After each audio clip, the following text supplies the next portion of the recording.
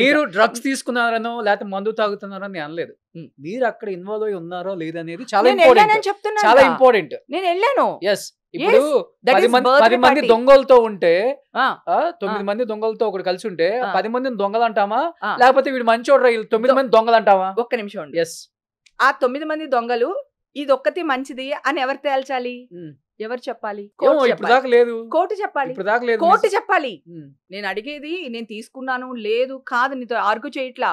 ఎవరు చెప్తారు వీళ్ళు 9 మంది దొంగలు ఈడు దొంగోడు కాదు అని ఎవరు చెప్పాలి?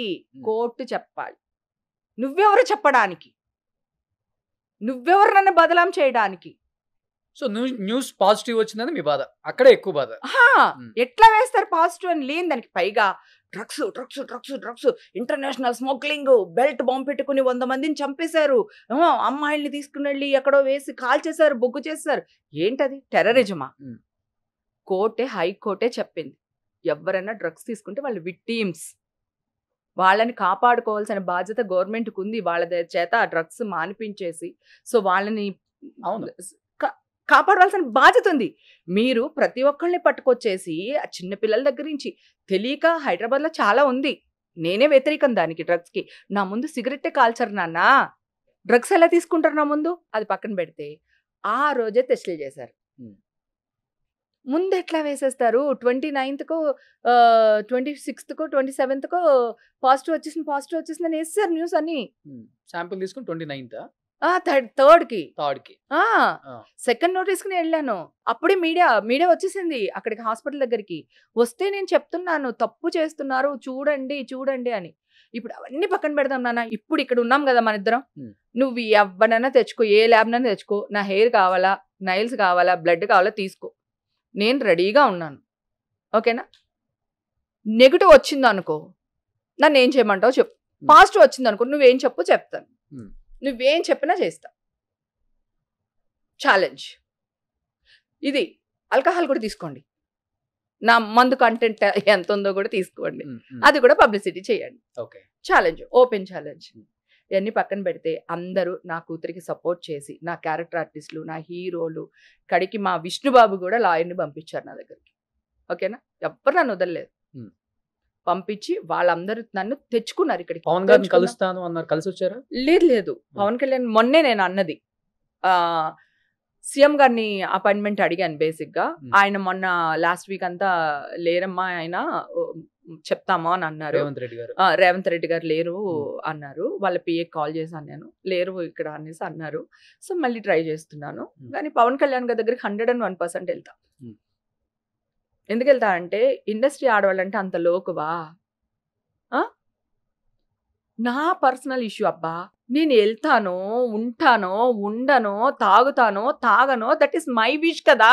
నువ్వెవరు నన్ను అనడానికి? అంటే సెలబ్రిటీ అంటే నీ ఇష్టమా? నీ ఇష్టం వచ్చినట్టు వేస్తావా? పెళ్ళిడికి వచ్చిన పిల్ల ఉంది, ఆ పిల్ల నేను ఎంత చక్కగా పెంచుకున్నాను తెలుసా? నేను ఎంత చక్కగా పెంచుకున్నాను. ఆ అమ్మాయికి ఒక 1-2 years మ్యారేజ్ చేయాలి. మీ బతుకులు చెడా.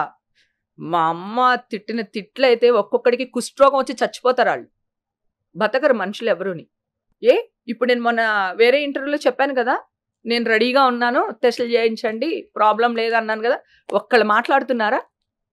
మరి అదే ఈ అమ్మాయిని వేసేసి పాపం పవన్ కళ్యాణ్ గారిది ఇది జరుగుతుంటే మధ్యలో ఓట్ల ఎక్కింపు, సార్ పవన్ కళ్యాణ్ గారు అని కాదు, ఎలక్షన్ ఓట్ల ఎక్కింపు మధ్యలో హేమ అరెస్ట్ చేశారు, లేకపోతే హేమని ఇలా చేశారు, హేమని అలా చేసేసారు. నేను ఇందాక కూడా నీకు అదే అడిగాను. ఆ ఫోటో అఫీషియల్గా ఏ వెబ్సైట్లో, పోలీస్ వెబ్సైట్లో పెట్టారు చెప్పండి నాకు.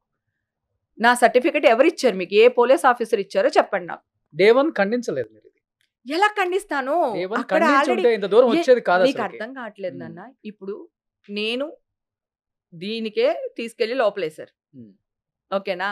ఇప్పుడు నేను వచ్చి అక్కడ ఏం జరిగింది లోపల, స్టేషన్ ఏంటి, జైల్లోనే ఉన్నాను నేను. 3 days ఉన్నా.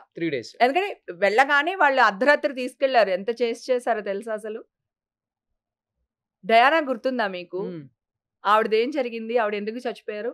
డయానా ఎందుకు చచ్చిపోయిందంటే వాళ్ళు ఫాలో అయ్యారు, మీడియా వాళ్ళు ఆ కారుని. వీళ్ళని తప్పించుకోవడానికి వెళ్ళబోయి కాదు, పోలీసులను ఫాలో అయ్యారు కదా ఆ రోజు. వాళ్ళు ఎంత స్పీడ్ గా వెళ్ళారు తెలుసా వీళ్ళకి దొరకకుండా తీసుకెళ్ళడానికి.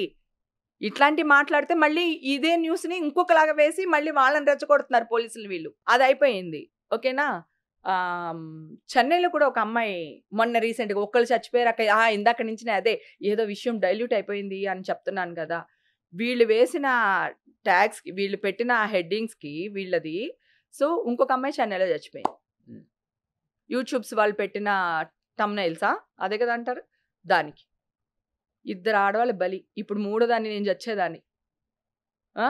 నేను తప్పు చేయలేదు గనక ధైర్యంగా నుంచున్నాను. సుమన్ టీవీలో మీ పర్సనల్ అండ్ బిజినెస్ ప్రమోషన్స్ కోసం కింది నెంబర్కి కాంటాక్ట్ చేయండి.